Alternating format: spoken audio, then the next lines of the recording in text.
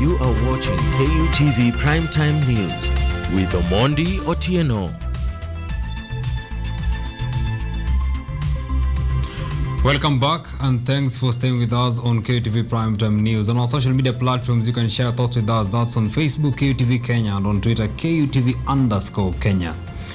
The detrimental effects of tobacco to the society heavily outweighs the good to our economy.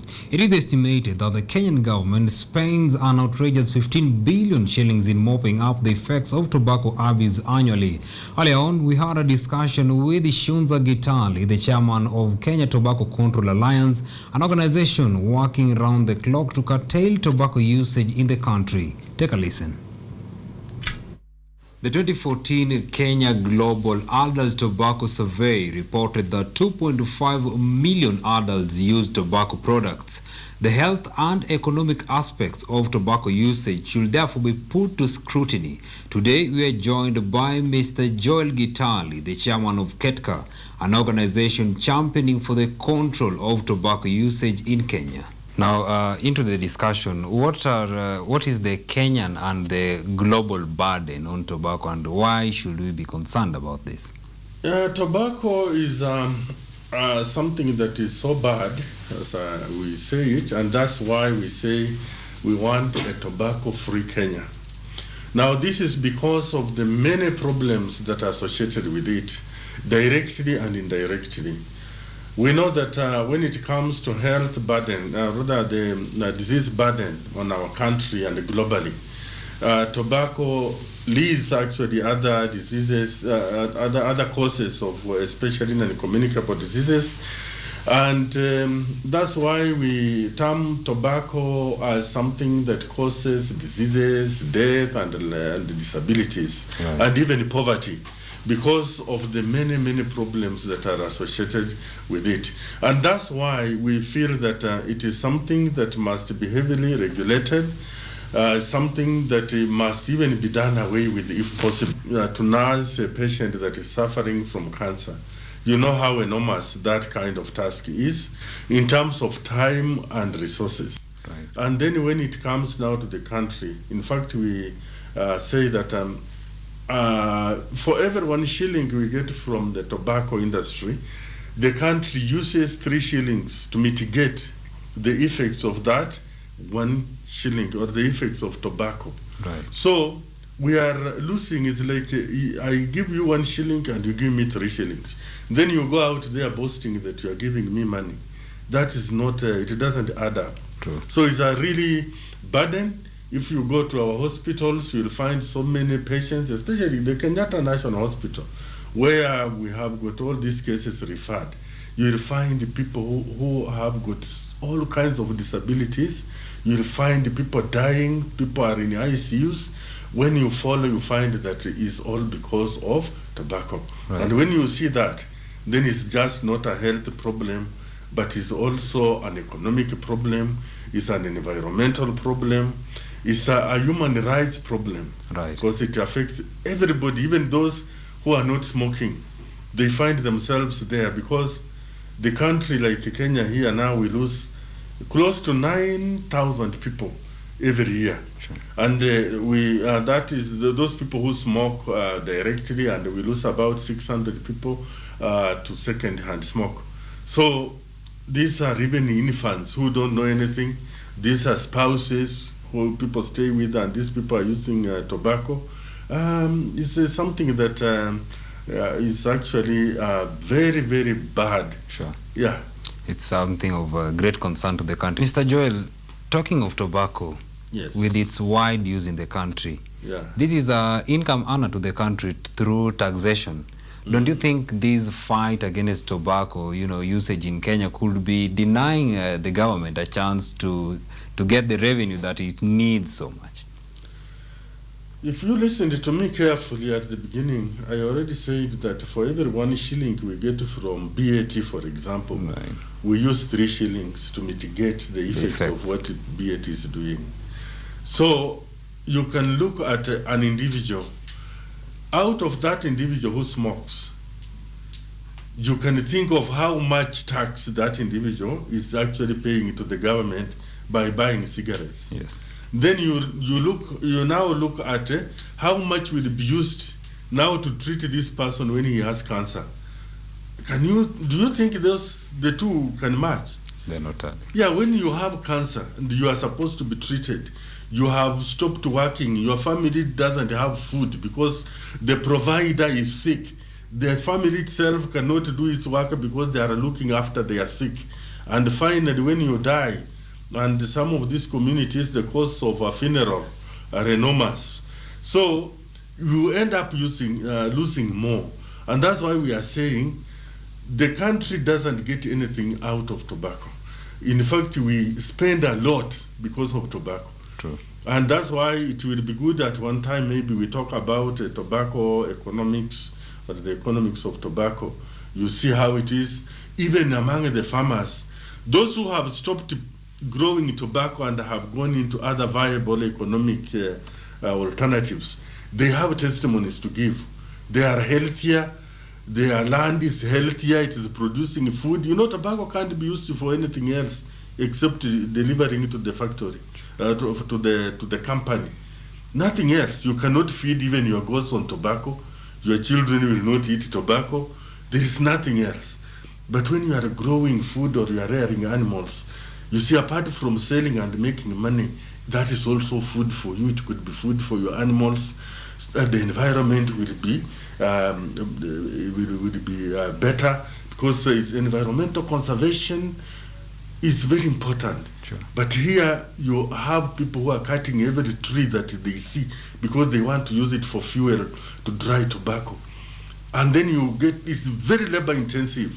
What you do cannot even be compensated when you now sell this product. Right. So there are all sorts of bad things that are associated with the tobacco, and I'm telling you something that is associated with diseases, disabilities, death, and poverty cannot be something you would be saying that it is bringing revenue to anybody. Sure. It's just bringing problems. True. And if Kenyans can learn that, and then if we can have leadership that focuses ahead and wants to help the people, we cannot have any leader giving those who are farming, who are growing tobacco, and of course Miraa, although we are not talking of Miraa, but those tobacco farmers, Miraa farmers, any leader who cheats them that there is something he is going to do to help them is a liar, because those things are now not having any place in the world. Their market is diminishing every day, and that's what we should be all trying to do, right, so that we don't say these things are bringing in anything when they are taking away a lot of money. How much do we take to India every day because we are taking our patients there? We take our patients there with millions. Then we come here and say we are getting revenue from tobacco. We are getting cancers, we are getting heart problems, we are getting problems of the liver, problems of the lungs, we are getting every form of problem, and then we get death from tobacco. The rest is immaterial. Sure. Yeah.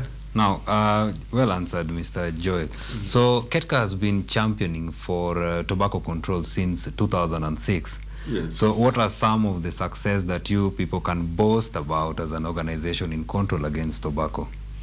Yeah, one, there is a lot of information now that we can boast of that has been put into the school curriculum.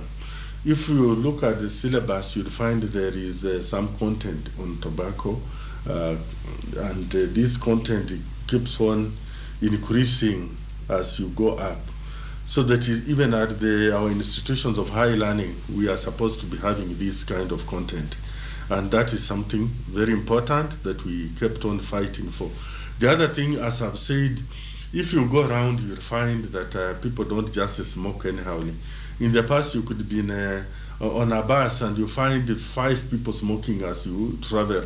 Even if children cry, you vomit, they are expectant, the ladies are in trouble, nobody bothers. You are told you have a gari. But now, you find that these things are not happening, and we feel that that is success.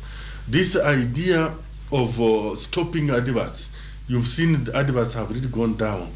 Only that at times they sneak in those kind of things in our papers and on the social media, but we are now fighting them.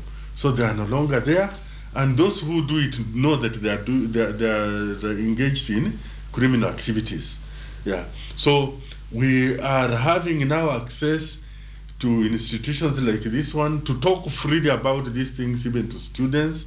In the past, you could be told, no, you want to hurt our economy, the way some people believe. But this time, everyone believes that the fewer the smokers, the better. Because now that means the health of the public is improving. Right. Yeah. So we have had those kind of things, the successes, and we can say that now even the numbers of those who are being recruited into smoking have gone down. And you know, smoking is the gateway for other harder drugs like cocaine, hashish. Somebody who starts smoking finds it now very easy to start using anything else. Right. Yeah. So when we stop that, then we also slow down the rate at which people engage in drug abuse, something that we must all be doing. And we are seeing some areas are now being restored, those that deforestation had taken place, where people had abandoned the farming of food crops like Migori, Bungoma. We are now seeing people abandoning tobacco. And that's why even the tobacco industry players now say their future is in these other things now, in nicotine products, in the alternatives, which are equally bad. But now they are going into those ones because they look more attractive. That tobacco is no longer that attractive, and therefore fewer and fewer people are growing it. The number of farmers is reducing. And we thank God because we have been talking to farmers, talking to leaders, trying to encourage people to stop this kind of thing and to engage in viable alternative economically viable products that will improve their health, improve the economy, and even improve the environment. Right. Yeah. Right. Now, so with this good move that you started, this initiative that you started as an organization, yes. So what are some of probably the few challenges that you've been facing in this movement that you've had so far? We can only talk of a few. Yeah. One of these challenges has been lack of political goodwill, especially of late. In the past, we had a lot of support from government officials, the ministers themselves. In fact, for a long time, the ministers of health and the cabinet secretaries, when the name changed, have been the pillar. When you look right from people like Honorable Ngilu, you look at the Honorable Beth Mugo, you look at Honorable Kalonzo Musyoka, Honorable Mailu, somebody like Honorable James Macharia. These are people that have really helped. They were bold, they assisted in every way, and we used to meet them the way we want. The Afia House doors were open to us, and we did a lot. And then we had even those working there, they really helped with a lot of passion. Some have even grown and become now international figures working for WHO because of the role they played in tobacco control. Talk of Dr. Maina, talk of Dr. Uguer, talk of Dorocas Kiptui. You find these are the people who are in government and they were doing very well. And then of late, we are doing also well with those that are there. But we have had a bit of a problem, especially when it comes to Tobacco Control Board, which now has got a shaky leadership. But it used to be a very good partner. We have worked together always, especially the Secretariat and the entire Ministry of Health. But somehow we are not enjoying that kind of privilege currently. So it slows down the momentum. Another challenge has been that one of tobacco industry interference, whereby you find when we want some policy to be legislated, then the industry comes in either to stop that development of the policy or to make the policy weak or to delay the implementation of the. And you have seen this even in the expose that has been there. Sure. What tobacco industry has been doing by bribing people in positions. Here in Kenya it happened, and it is also something we are looking at and feeling that it is even happening. Right. You have seen even in parliament the parliamentarians coming up and reducing that tax that had been imposed by the cabinet secretary for national treasury on nicotine products from 5,000 shillings to 1,200. What does that say? And then when it comes to essential products, the same house finds it hard to do the same. Sure. And the process looks very long. Right. But when it is tobacco, the process is very short. And they do it very quickly, they agree.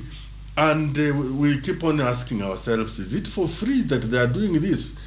Then the question is answered when we look at history, we look at research, we look at the expose, we say, oh, our question is answered. Sure.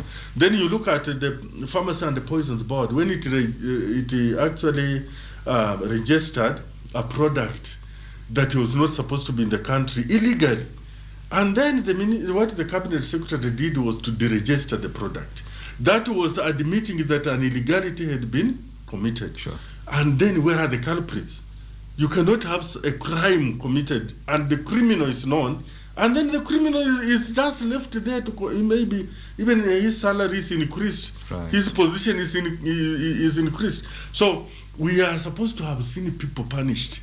That is not happening. And we talk about this as the tobacco industry interference. They keep on interfering so that there is no proper legislation, there is no implementation of what is already there. Like, for example, this time, we are still asking questions about why is the Tobacco Control Fund not operational? We are waiting. Right. And we have been waiting for ages. Then we suspect that some delay is somewhere because of, Then you remember the tobacco industry taking the government to court over the tobacco control regulations. And we enjoined ourselves to the government side, and we beat them at the High Court, at the Court of Appeal, and the Supreme Court. But after that, the regulations that we were fighting for to be implemented have been partially implemented, but then the rest is not yet. So these are things that we are saying, there is that delay, there is that blockage, there is that weakening of the law. You people helped us when these people went to Mombasa after we had talked to them about the Tobacco Control Act, but they were taken to Mombasa, but the media exposed them. Sure. And then recently the Parliamentary Committee on Health was to be taken to London, and then that one on delegated legislation was to be taken to Mombasa. But some very good members of Parliament talked about it and said no, and especially the chairperson of that Committee on Health, the Honorable Dr. Rachel Nyamai. She stood up and said no. That time she's not the current one, but that time she stood up and said no, we are not going to trade in the lives of Kenyans, and we need such kind of people. Right. But you see, those are the things that are showing us that there is something wrong going on. We have these products that are called the safer alternatives that are coming in, and these things, they come in that way because the industry wants to circumvent the law. Sure. They don't want to pay taxes. They don't want to be subjected to Tobacco Control Act. So they say our products are not the ones for that, for which that legislation was done. Yeah. They want to run away from it. That's also a challenge that we are having. Is actually a barrier. Right. And as I've told you, even among ourselves, there are times when you find within our organizations some traitors. You are following this, like when we were in court with the tobacco industry over the regulations. We had some of us talking the language of the industry.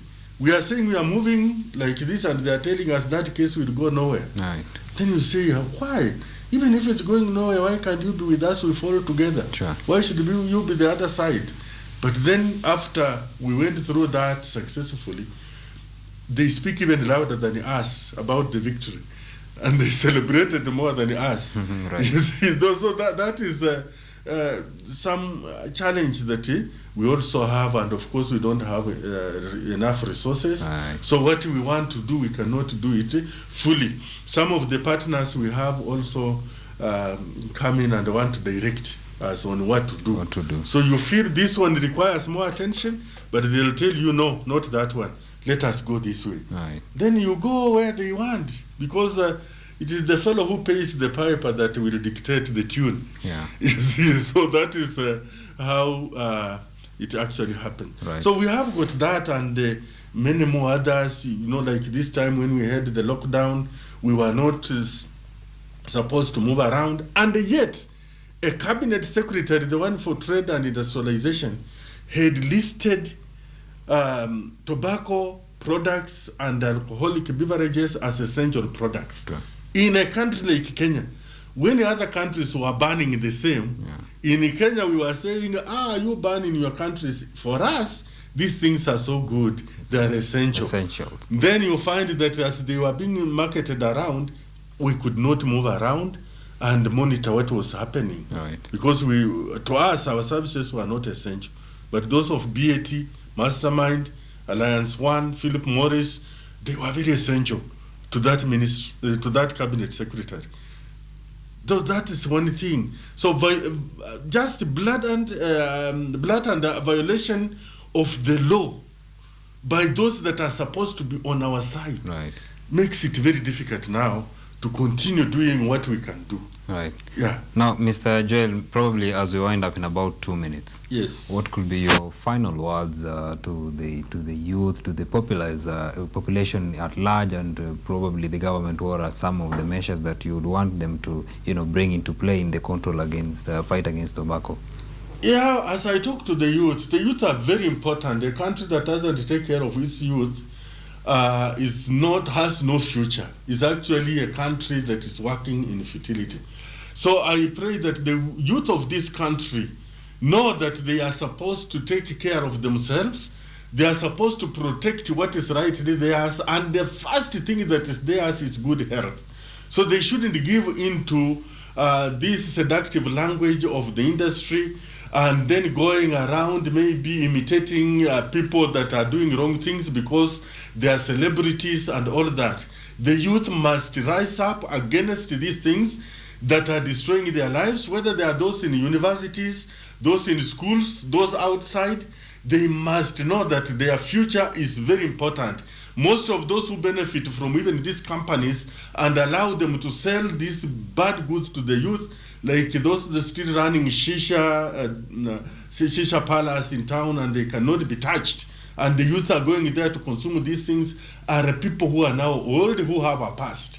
But the youth have a future, which they must take care of. We don't want the youth who will be impotent because of tobacco products, youth who will be mentally deranged because we have problems of mental health also, which is highly enhanced when somebody uses nicotine and tobacco products, among other things. So we must guard against that. The youth must be on the forefront in ensuring that they are healthy and that their rights are respected. The first one being that one of good health for a good future, for a productive kind of life. Right. Thank you.